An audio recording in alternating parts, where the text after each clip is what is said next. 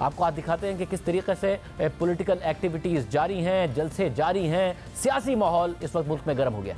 आम इंतखाबात में पूरा एक हफ्ता रह गया है। अगली जुमेरात को आज ही के दिन पोलिंग डे होगा। मुल्क भर में इंतखाबी गहमा गहमी उरूज पर पहुंच गई है। तमाम सियासी जमातें मुख्तलिफ शहरों में सियासी सरगर्मियां जारी रखे हुए हैं।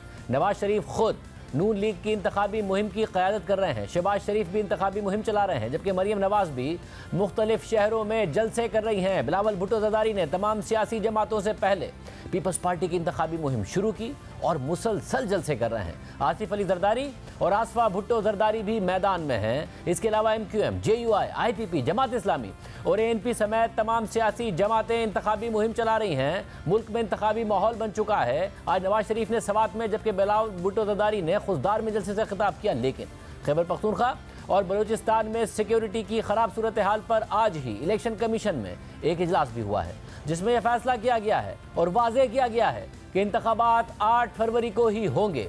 चीफ इलेक्शन कमिश्नर की ज़ेर सदारत इजलास में निगरान वज़ीर दाखिला, सेक्रेटरी दाखिला खैबर पख्तूनख्वा और बलूचिस्तान के चीफ सेक्रेटरीज और IGs के अलावा हसास इदारों के हुक्काम भी शरीक हुए। ज़राए के मुताबिक इजलास में इलेक्शन कमीशन को अमन व अमान की सूरत हाल पर ब्रीफिंग दी गई, जिसके बाद जारी होने वाले एलामिये में कहा गया है कि खैबर पख्तूनख्वा और बलूचिस्तान में अमन व अमान की सूरत हाल पर इलेक्शन कमीशन का इजलास हुआ, जिसमें ब्रीफिंग के दौरान बताया गया कि सूबाई इंतजामिया और सिक्योरिटी इदारे मुकम्मल अलर्ट हैं और दहशतगर्दी का मुकाबला करने के लिए तैयार हैं। कानून नाफिज करने वाले इदारों को तमाम तर वसाइल फराहम कर दिए गए हैं। इजलास में फैसला किया गया कि इंतखाबी अमल में रुकावट डालने वालों से आहनी हाथों से निपटा जाएगा। एलामिया के मुताबिक इजलास में chief election commissioner Sikandar Sultan Raja ने कहा कि दहशतगर्दी और सिक्योरिटी चैलेंजेस के बावजूद इलेक्शन का अमल नहीं रुकेगा। इलेक्शन वक्त पर होंगे, किसी को वहम या गुमान नहीं होना चाहिए। दहशतगर्दी इंतखाबी अमल की सबसे बड़ी दुश्मन है। इंतखाबात में रखना डालने वाले अनासिर से पाक फौज की मदद से सख्ती से निपटेंगे। अमन व अमान खराब करने वालों से नरमी नहीं बरती जाएगी।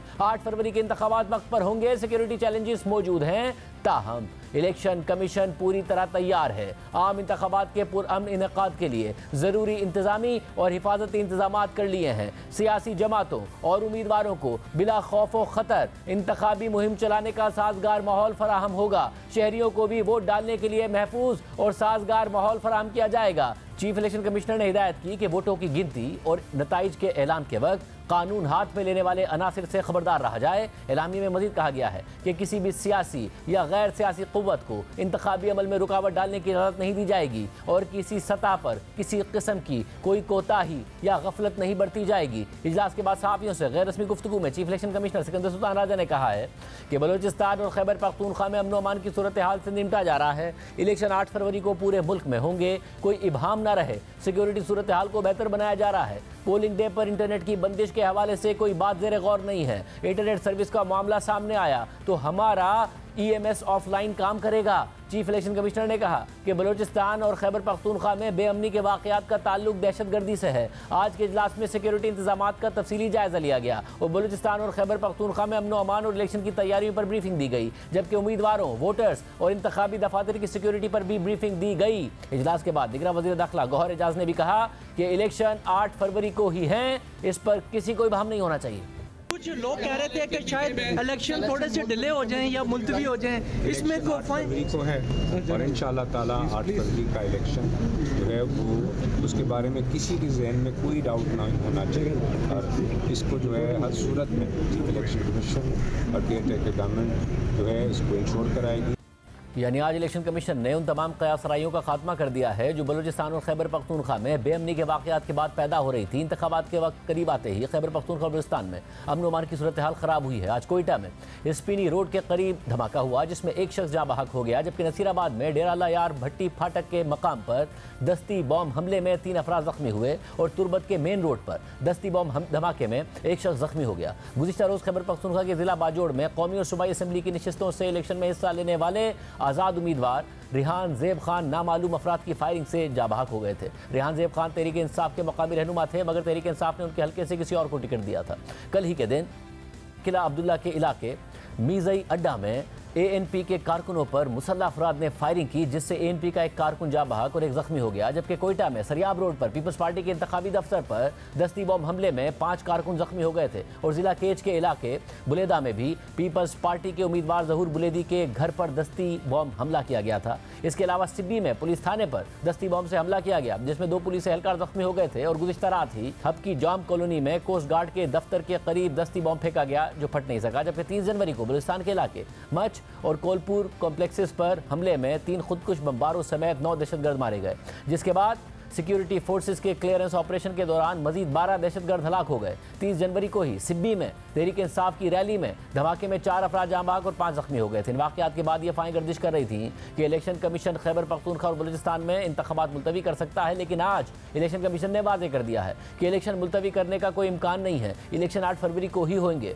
दूसरी तरफ इलेक्शन से एक हफ्ता पहले पीटीआई ने इंट्रा पार्टी इलेक्शन का ऐलान कर दिया है, जो इंतखाबात से 2 दिन पहले यानी 5 फरवरी को होंगे। ये इंट्रा पार्टी इंतखाबात इस लिहाज से अहम है क्योंकि इलेक्शन कमीशन ने पीटीआई के इंट्रा पार्टी इंतखाबात को कलअदम करार दे दिया था और फिर तहरीक इंसाफ को बल्ले का इंतखाबी निशान नहीं मिला था। बाद में सुप्रीम कोर्ट ने भी इलेक्शन कमीशन के फैसले को बरकरार रखा था और तहरीक इंसाफ के इंट्रा पार्टी इंतखाबात पर सवालात उठाए थे। और अब तहरीक इंसाफ एक बार फिर इंट्रा पार्टी इंतखाबात कराने जा रही है। तहरीक इंसाफ के जारी करदा शेड्यूल के मुताबिक इंट्रा पार्टी इलेक्शन 5 फरवरी पीर को होंगे। पीटीआई के तमाम रजिस्टर्ड मेंबर्स अपनी मर्जी के पैनल या चेयरमैन के उम्मीदवार के हक में मुख्तस मकामात पर वोट डाल सकते हैं। इसके अलावा मेंबर्स अपना वोट राब्ता ऐप के जरिए भी डाल सकते हैं। अवामी इंतखाबात से 2 दिन पहले इंट्रा पार्टी इंतखाबात की क्या वजह है, इस हवाले से भी बात करेंगे। मगर साथ ही तहरीक इंसाफ की शिकायत बढ़ती जा रही है। तहरीक इंसाफ के तर्जुमान शुएब शाहीन, जो खुद भी इस्लामाबाद से कौमी असम्बली के हल्के NS-43 से आज़ाद हैसियत में इंतखाबात में हिस्सा ले रहे हैं, आज उन्होंने इस्लामाबाद हाई कोर्ट में मीडिया से बात करते हुए कहा है कि मेरे सपोर्टर्स को हिरासा किया जा रहा है, उन्हें उठाया जा रहा है, उन्हें फ़ोन करके धमकियाँ दी जा रही हैं। मैं इस्लामाबाद पुलिस और गवर्नमेंट के ख़िलाफ़ वो रिपोर्टेशन फाइल की है क्योंकि मेरे सारे सपोर्टर्स को हरास किया जा रहा है, उनको उठाया जा रहा है, उनके ख़िलाफ़ किसी किस्म की धमकियाँ दी जाती हैं। SHO फ़ोन करता है, पुलिस वाले फ़ोन करते हैं। मेरा मुकाबला किसी पॉलिटिकल पार्टी से नहीं है और ये जो बोने सियासतदान हैं वो पुलिस को इस्तेमाल कर रहे हैं। उनको चाहिए सियासी मैदान में आए, मेरा मुकाबला करें और इलेक्शन लड़ें। इसके अलावा नून लीग बनीगाला को सब जेल करार देने और वहां बुशरा बीबी को मुंतकिल करने के फैसले पर तनकीद कर रही है। नून लीग के रहनुमा तलाल चौधरी ने मीडिया से बात करते हुए कहा कि इमरान खान ऐसा लाडला है जिसकी सहूलतकारी आज भी जारी है। बुशरा बीबी ने चोरी की, उनके 300 कैनाल के घर को सब जेल करार दे दिया गया। इमरान खान ऐसा लाडला है कि उसको सहूलतकारी जो है वो जारी रही और आज के दिन तक भी जारी। यानी ऐसा आदमी जो कि सजा याफ्ता हो मगर उसके पास जेल 5 स्टार है, उसकी अपनी मर्जी की जेल है, वहाँ पर उसको एक्सरसाइज मशीन चाहिए, वहाँ पे उसको देसी मुर्गा चाहिए, देसी घी चाहिए। कल पिंकी पीरनी भाई चोरी की है आपने अरबों के हीरों के हार की, 300 कनाल के घर में उसको जाके उसको सब जेल करा दिया गया। मरियम नवाज हो या आसफ जरदारी साहब की बहन, क्या वो किसी की बेटी नहीं थी? वो उस जेल में रही हैं जहां पर सारे कैदी रहते थे। लेकिन चोरों के लिए अगर आपने 300 के घर के जो महल हैं वो उसको जेल करार देना है तो सजा देने की जरूरत ही नहीं थी।